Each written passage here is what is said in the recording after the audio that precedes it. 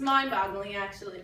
Me and my kids, what we do is we bring this up all the time and we say, it's questionable, you know? Is he great or is he not? Okay, so there's a famous quote written about Herod the Great. It goes like this. Kittaneb al kiseh hamelucha kishaul shelem. Okay, class. We're going to have to break this down into different pieces and see why he was such a bad ruler. Okay. Okay. So what does Kittaneb mean? Anyone know? Ding, bell. Oh. Okay, I'll see everyone tomorrow. Have a good day, Esther. Thanks for showing. Great class. That's how we're coming out. Yeah, I know. You guys like in class. So good to be home. I'm so tired. Out of sight. I hope tonight I can dream about Harold and asking all my questions I have.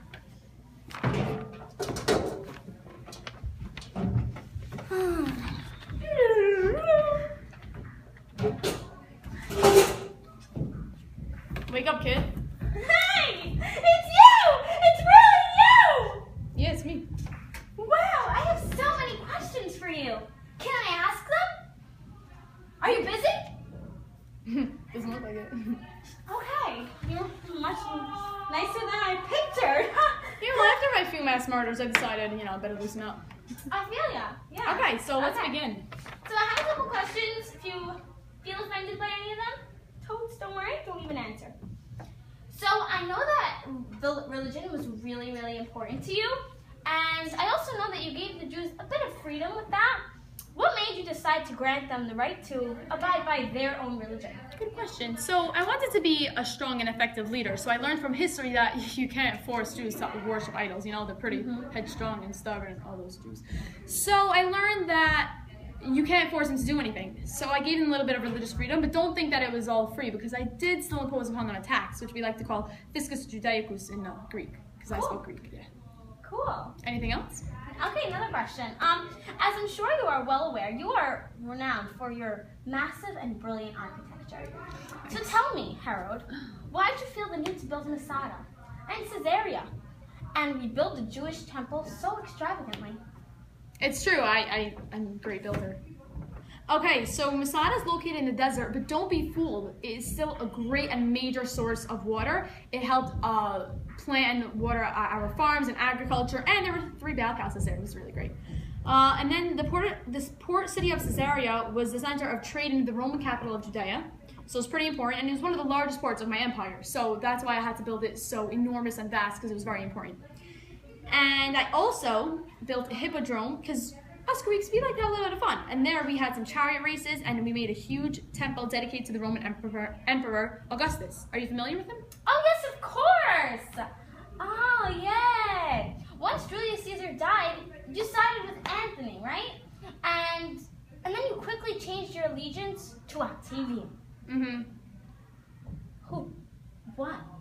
Yes. And he ended up changing his name to Augustus.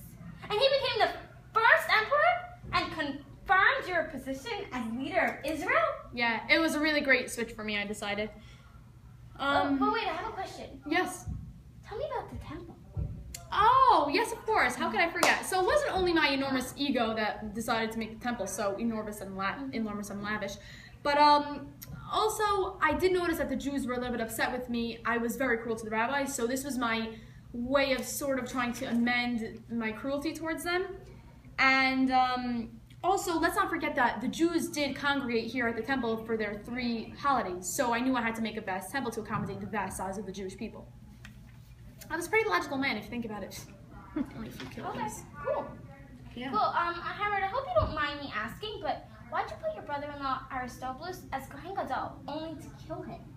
And why'd you kill your loved wife, Miriam, and your 2 sons? Honestly, I thought that by putting Aristobulus as Kohen Gadol would legitimize my ruling of the Jewish people for the Jews. But once I saw that, he being a genuine and legitimate Hashmonai and a real Kohen Gadol, the Jews loved him and admired him, and I felt threatened. What should I do? I'm the leader, and here you are, loving this Joe Schmo Aristobul. Sorry, he's my brother-in-law, so what? Not even real blood, it's fine. Anyway, so, yeah, I felt threatened, so I drowned him. Not a big deal. And I guess my paranoia and jealousy got the best of me, so I did the same with my wife, Miriam, and my 2 sons.